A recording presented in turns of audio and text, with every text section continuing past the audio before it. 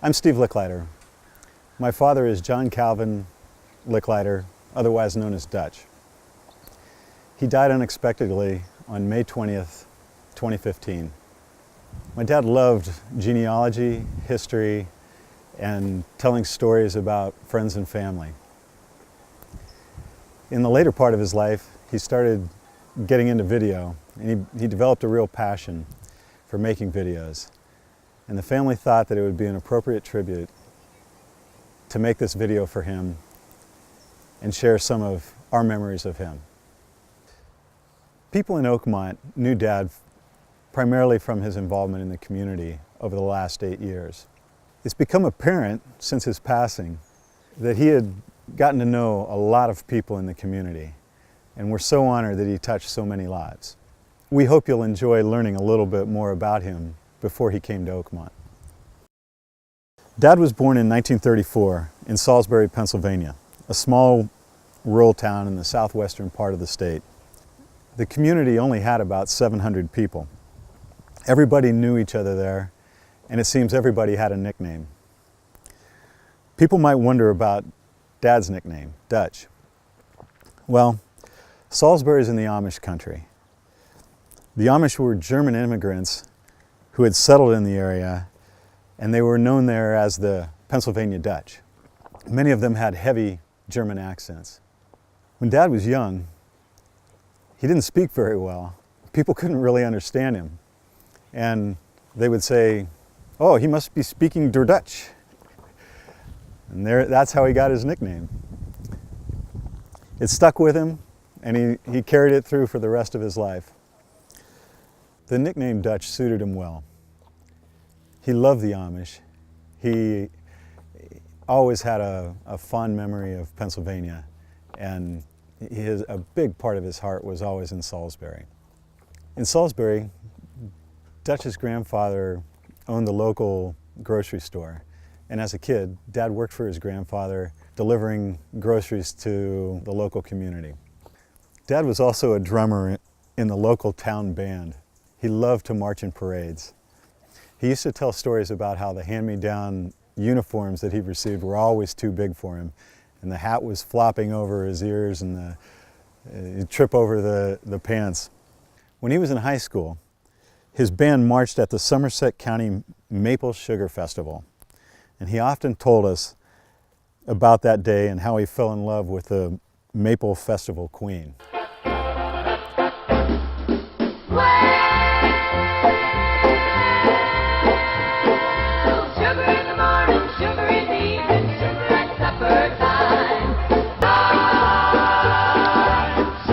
Sugar time, sugar time.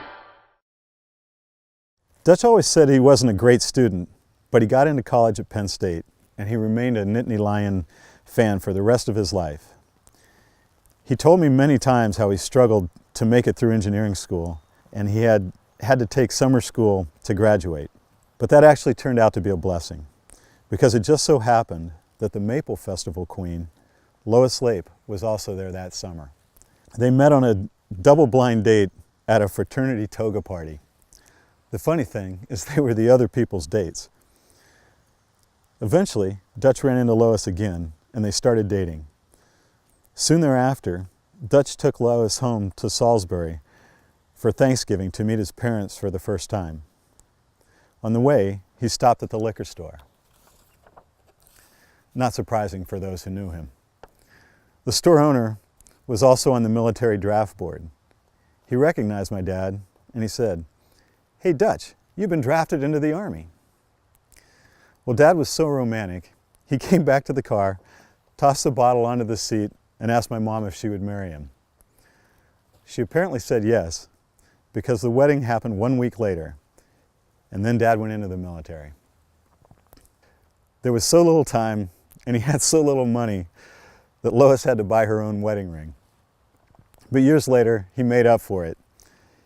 On their 50th anniversary, he gave her a beautiful new wedding ring on a cruise with the whole family. So I guess he did have a little romance in him. In the Army, Dutch was stationed at the Presidio in San Francisco. As soon as she could, Mom packed her stuff and drove across the country, and they started their lives together in California, where my sister Sherry and I were born a few years later. Mom and Dad always said how lucky they were to have ended up in such a beautiful spot, and Dad loved the fact that he got to learn to fly airplanes at Crissy Field under the Golden Gate Bridge. After getting out of the Army, Dutch went to work for a civil engineering firm in Sacramento, where he made many lifelong friends, some of whom are here today. As he progressed through his career, we moved to Texas, and he started his own engineering firm, John Licklider and Associates. The company was focused on providing design services for new land development projects. Houston was growing with the oil boom, and the company prospered. Eventually, he partnered with his longtime friend Bill Jameson, and together they expanded Licklider, Jameson and Associates to a 200-person firm with offices in major cities throughout Texas. He became a leader in the community, he was president of the Chamber of Commerce, and he was politically active. Dad always loved politics, and anyone who had a glass of wine with Dutch knows he was the first to strike up a political debate. In the 1980s, Dutch and Bill capitalized on an opportunity to sell the company, and Dad retired at the relatively young age of 55. Dutch and Lois moved to Lake Tahoe, and then later to Scottsdale, Arizona, where Dad designed and built their own custom home in the desert. In retirement, Dutch and Lois stayed active. They traveled all over the world. They eventually moved back to California, though, to be near family. Dutch had a need to connect with people. He became extremely interested in genealogy and made connections with Licklider relatives from all over the country. He traced the family tree back 6 generations, and before you knew it, he had founded the Licklider Family Association, and he was organizing family reunions in Salisbury and writing family newsletters. I believe the satisfaction he got from developing these relationships led him to his true calling here in Oakmont, where he put so much effort into connecting people. He used to boast that he had over 700 friends on his Facebook page. Not that he actually knew all of them. But he saw it as a perfect tool to spread the word about what a great place Oakmont is, and he devoted a lot of time to communicating that notion. When he started having grandchildren, Dutch was given another important nickname, Popop.